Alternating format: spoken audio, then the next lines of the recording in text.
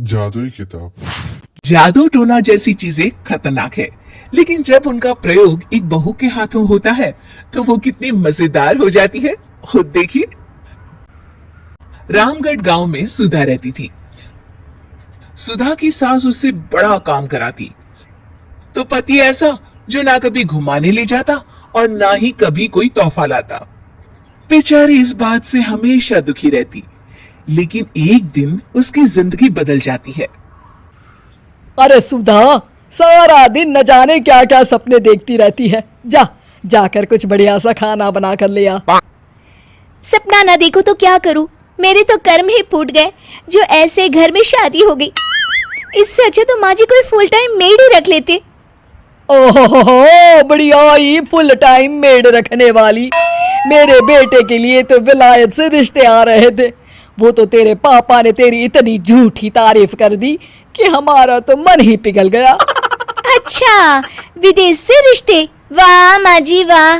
अरे भगवान से तो डरिए, विलायती बहू लाकर क्या गाय का गोबर लिपवाती।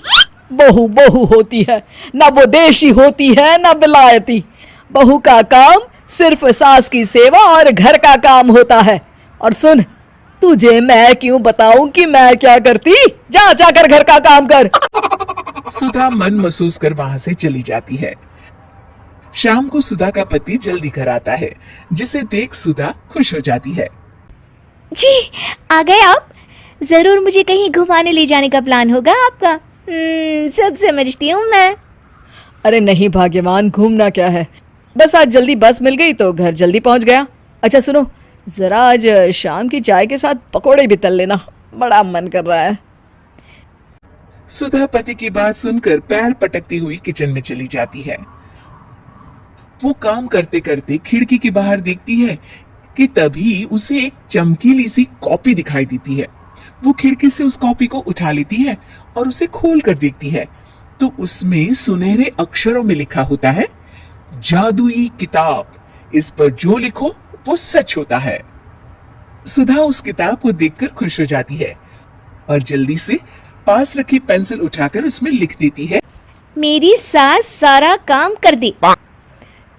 तभी उसकी सास किचन में आ जाती है और कहती है, अरे बहू, सारा दिन लगी रहती है काम में, अब जाकर आराम कर ले। मैं तेरे लिए चाय और गर्मा गर्म पकोड़े लेकर आती हूँ। सुधा ये देखकर हैरान हो जाती है और कॉपी लेकर कमरे में आ जाती है। तभी वो देखती है कि उसका पति आराम से बैठकर किताब पढ़ रहा होता है। सुधा झट से कॉपी निकालकर उसमें लिखती है, मेरा पति मुझे घुमाने ले जाए। बस फिर क्या था, सुधा का पति किताब बगल में रख देता है और उससे कहता है, बहुत दिन हो गए हम कहीं घूमने नहीं गए ना, चलो कल मैं ऑफिस से छुट्टी ले लेता हूँ। सुधा ये सुनकर खुश हो जाती है कि तभी उसकी सास हाथ में चाय और पकोड़े लेकर खड़ी हो जाती है। चलो बहू, कुछ खा लो। अरे किस्मत वाले हैं हम जो हमें तू मिली, वरना मेरे बेटे की शादी कहीं तय ही नहीं हो रही थी। कोई लड़की इस घर में शादी नहीं करना चाहती थी। ले बहू, खा ले।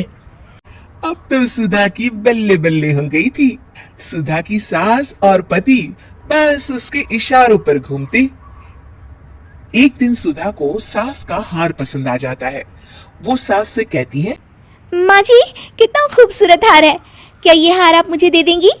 ओए होए, बढ़िया ही मुझे दे देगी? अरे तेरी माँ ने दिया है ना मुझे, जो मैं तुझे दे दूं? मैं अपने एक भी गहने तुझे कभी नहीं दूंगी। तभी सुधा अपने कमरे में जाती है और कॉपी में लिख देती है, सास के सारे गहने मेरे हो जाए। अब क्या था, थोड़ी ही देर में सास एक संदूक लेकर उसके कमरे में आ जाती है। बहू ये ले। ये क्या है माँ जी? बेटा ये मेरे गहने हैं, अब मुझ बुढ़िया पर तो ये अच्छे नहीं लगते। तेरी तो उम्र है पहनने उड़ने की, ये ले गहने तू ही रख ले। तभी सुधा की नजर उस हार पर पड़ती है जो सासू माँ ने पहना है। और माँ जी ये हार जो आपके गले पर है? सास हार उतारती हुई कहती है, हाँ बहू ये भी ले ले। फिर कान के टापस उतारते हुए कहती है, ये ले बेटा, तू ये भी ले ले। फिर एक एक कर वो अपने सारे पहने हुए गहने उतारने लगती है। ये भी ले ले बहू, ये भी ले ले। सुधा तो खुशी के मारे बौखला जाती है।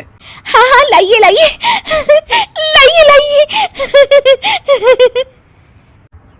तभी सुधा का पति उसके पीछे आकर खड़ा हो जाता है और जोर से चिल्लाता है। अरे सुधा, क्या हुआ? क्या लाइए लाइए कर रही हो? अरे जरा कढ़ाई में तो देख लो, सारे के सारे पकोड़े जल गए। तभी सुधा की सास भी उसके सामने आ जाती है। इस लड़की से तो एक काम ठीक से नहीं होता, दिन भर सपने ही देखती रहती है। बाहर देखती है जहां उसे कुछ दिखाई नहीं देता। दरअसल जादुई वादुई कुछ नहीं था, वो सिर्फ एक काल्पनिक सपना था जो सुधा अपनी जिंदगी से तंग आकर देख रही।